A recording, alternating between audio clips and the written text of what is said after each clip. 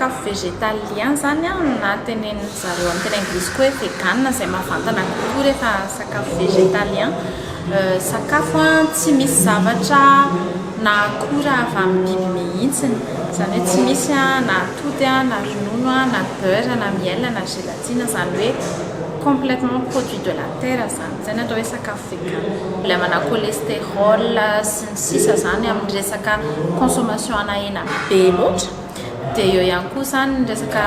lazaiko teo ihany hoe cholestérol fa tsy ny hena fotsiny ihany tsinona satria anatin'ny beurre ny atody reny koa riche be en cholestérol izay tsy mahasalama donc rehefa mihinana sakafo végétalien zany ianao na vegan dia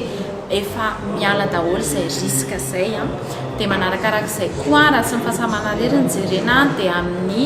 éthiquement parlant zany amin'ny ataony zareo hoe droit des animaux hoe manana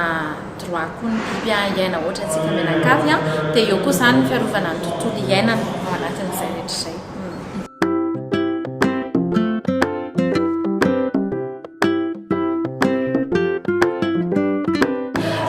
Za zany dia végétarienne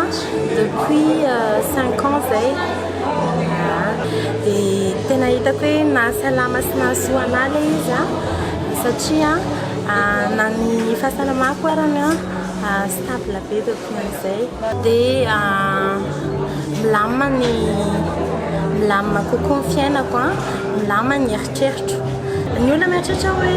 végétarien mety misy zavatra tsy ampy ve zany fa rehefa hainao no mandanjalanja anazy hoe androany mihinana voamaina raha pizza mihinana légume raha afaka pizza mba mihinana pizza fa végétarien raha ny apitsiny iny afaka manao gratin na lasagne fa végétarien na végétalien dia tena équilibré tsara ny sakafonao